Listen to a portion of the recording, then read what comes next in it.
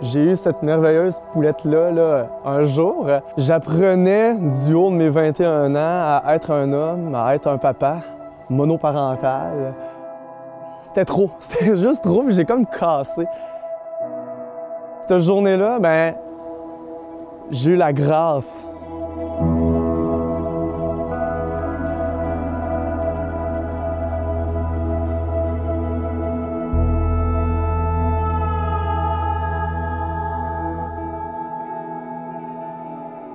Dans le fond, moi, dans ma jeunesse, j'étais enfant unique. Hein, puis mes parents ils ont toujours eu la foi. À partir de mes 3 ans, on a commencé à cheminer avec la famille Myriam. Hein. Donc, toute ma foi, je me suis considéré comme catholique, hein, comme un enfant catholique qui marche à contre-courant. Mais il y a quand même une étape dans ma vie où j'ai vraiment passé de la foi de mes parents à la mienne. C'est plus le petit gars qui allait à l'église à cause que papa, maman y allait, puis après ça, on allait au restaurant. Parce que c'était tout le temps ça, le petit bonbon après la messe chez nous. J'y allais pour moi, là. J'avais 15 ans à cette époque-là. Puis suite à mon voyage à Medjugorje, il y a vraiment eu, là, c'est tranché au couteau, là. On parlerait à mes parents, puis même eux autres, là, ils le voyaient. C'était comme une vibration intérieure, là. Tu sais, j'en shakeais tellement que ça m'habitait là, de parler de Dieu. Là. Puis c'est cette grâce-là qui m'habite jusqu'à aujourd'hui, même dans mon travail. Là.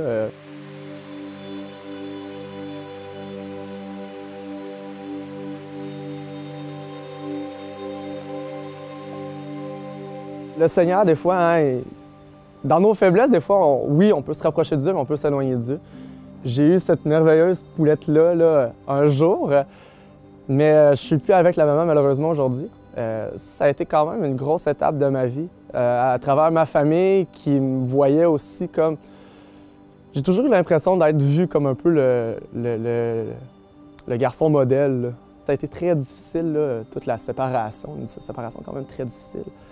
Puis dans la séparation, dans le fond, il y a une étape dans la séparation où que je me sentais comme plus que moins que rien. Là, j'ai une formation d'éducation spécialisée. Puis dans ma formation, ce qui est ressorti tout le temps comme des forces, c'était ma stabilité émotionnelle. J'étais un gars qui était capable de gérer ses émotions très, très bien. Mais il y a une étape dans cette séparation-là où que j'étais cassé. J'ai comme cassé. J'étais plus capable. J'apprenais du haut de mes 21 ans à être un homme, à être un papa monoparental. C'était trop. C'était juste trop, puis j'ai comme cassé.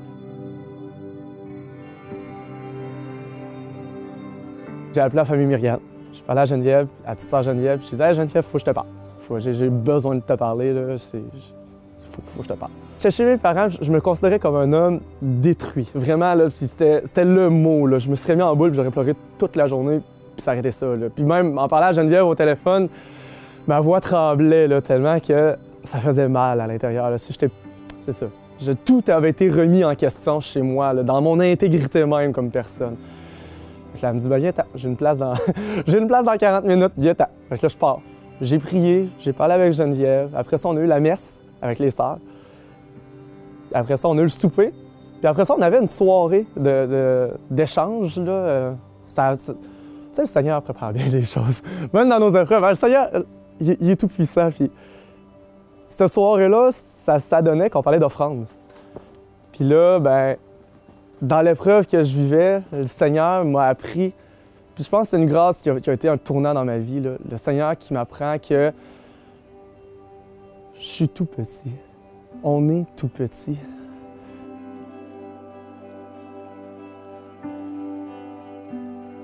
Cette journée-là, ben, j'ai eu la grâce. On peut appeler ça une grâce, je pense, encore aujourd'hui. J'ai eu la grâce de me tourner vers le Seigneur. Puis, comme un tout petit, ben, on fait ce qu'on peut. On fait toutes les épreuves, tout l'effort qu'on peut, mais à un moment donné, on se retourne vers papa. Hein, on se retourne vers papa, on se retourne vers le bon Dieu, puis on dit comme, je suis capable. J'ai plus de jus. Viens-t'en, tu sais. Puis, c'est ce qui s'est passé cette journée-là. Puis genre, je suis revenu chez mes parents 10 heures plus tard.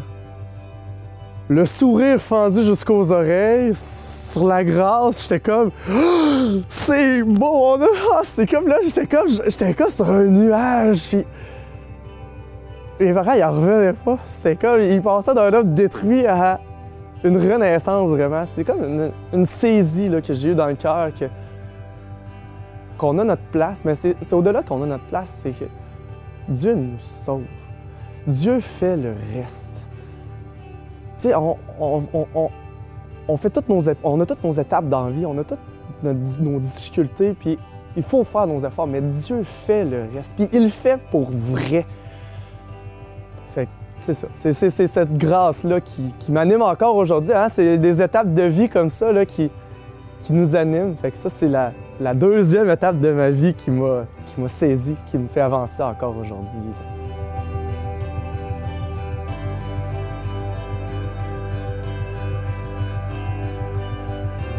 C'était spécial, le tas de prière à la fin. C'était... Dans le fond, on chantait « Jésus, petit enfant ». Puis... ma réalisation, là, à ce moment-là, c'était...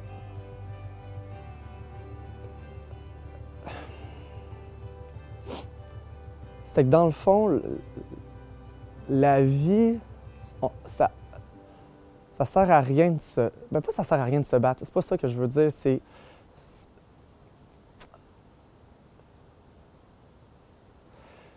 Faut pas chercher la grandeur, dans le fond. Ça sert à rien de chercher la grandeur, d'essayer de prendre la place, puis d'essayer de tout bouger pour dire comme « Hey, je suis là! » Puis c'est le Christ qui passe en premier, dans le fond. Puis nous, ben, suite à ça, on est juste petits. Jésus lui-même, c'était Jésus lui-même, le petit enfant. Hein, il nous a accueillis comme petit enfant d'abord. Puis c'est comme ça, je pense, qu'il faut l'accueillir, comme des petits enfants. Il faut rester petit. Puis c'est là toute la beauté avec le Seigneur. Aujourd'hui, cet événement-là, c'est plus une souffrance. C'est plus une souffrance parce que le Seigneur y a mis sa touche. Cette souffrance-là passée a été au contraire un tremplin dans ma vie de foi qui me permet d'être encore plus en relation avec ce Dieu Père Providence-là qui nous aide et qui nous aime, qui est là au quotidien. Pour moi, vivre avec le Christ, connaissant mon histoire hein, avec mon père, tout, c'est d'abord aimer gratuitement jusqu'au bout, totalement.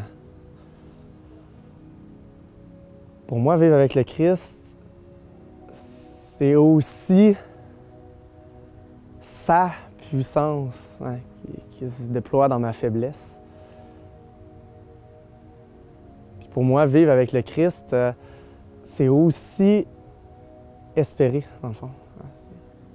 Espérer comme un enfant espère en son Père du ciel, en toute la confiance hein, qu'un enfant peut avoir envers son Père. J'ai rencontré une femme merveilleuse. Puis là, on s'est rejoints dans nos souffrances.